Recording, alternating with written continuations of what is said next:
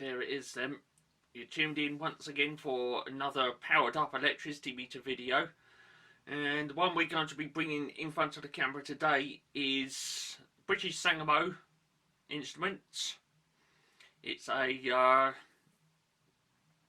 type HM. Watt-hour meter is a prepayment type, this one. So we can't be doing a backwards run in this. And we're also going to have to go very careful with it because of its loading capacity. As you can see there by the specification plate, this instrument, it has 240 volts, single phase 2 wire, 50 hertz alternation frequency, even though it says 50 periods. Okay, this is way before the internationally recognised hertz designation for the amount of alternations there are per second. So this one, it labels it as periods, 50 periods, hertz, alternations, cycles, call it what you like. It's 2 wire, single phase. Maximum loading capacity on this one then is only a little piddly minuscule 10 amps. Okay, I'm sure that was stacks of power back in the day, but these days merely turn on the kettle will overload this little Bessie. So yes, and is the interesting bit. The loading, the load wheel characteristic for this one is 750 revs per kilowatt hour. So this one's going to go absolutely silly. It's the fastest one in my collection. But what I will say is this instrument does not have any accuracy on it. It's long gone. So for 1 kilowatt hour that this one registered, the actual power consumed would be 1.22 kilowatt hours from what I can remember in the accuracy test that I'd done all those years ago. And yeah, the accuracy on it's way out. So although the load wheel's going to be whacking round in it, it's going to be a bit over the top for what it should be on when we get it up to full load. So let's zoom out now and have a look at how large this instrument actually is. There it is. Okay, prepayment meter. There's a large coin box there. Handle there for putting the coins in. What I will say on this one is I'm going to try my best to keep that upright, but due to the weight of the accuracy magnets in there, it will slump over one way as it has just done so.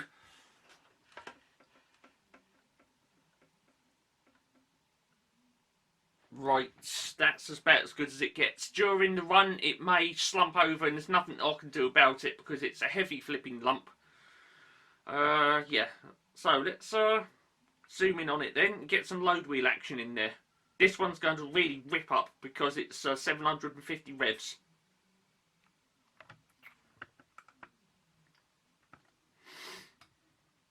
This one's got 2 red dials on it.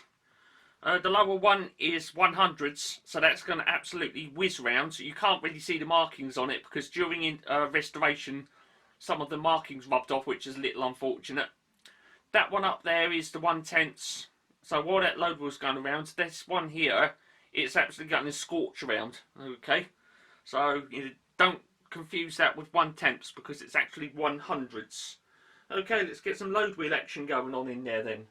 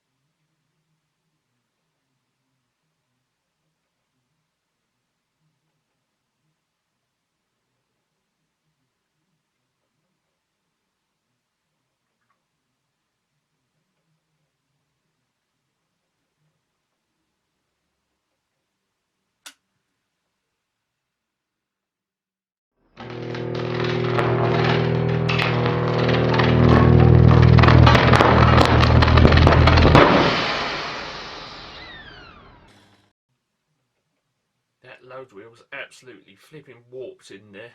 My goodness me. Still turns though.